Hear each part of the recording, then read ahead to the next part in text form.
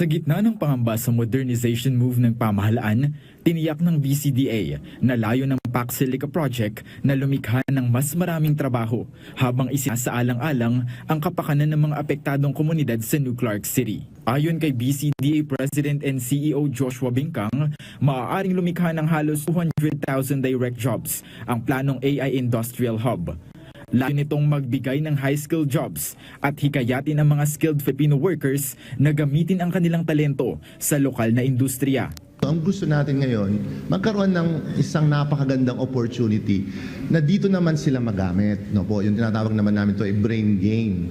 No po, kabaligtaran ng brain drain. Kasi gusto natin na dito sila magamit yung talento nila.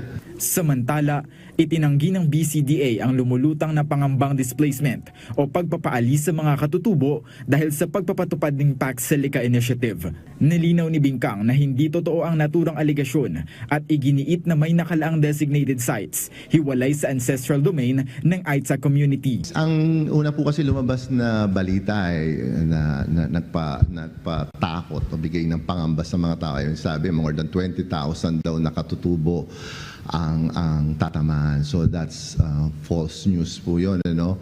Dahil meron na, lagi ko po sinasabi, meron na pong inallocate ang government po doon na ancestral domain. Nasa 15,000 hectares. Ayon pa sa BCDA, nagbibigay ang pamahalaan ng financial assistance at livelihood support sa mga residenteng maaaring maapektuhan ng mga development projects sa New Clark City. Iginiit din ni Bingkang na ang PAC Silica ay nakatuon sa paglikha ng trabaho, pagpapalakas ng industriya at pagsasagawa ng developmental projects na may koordinasyon sa komunidad.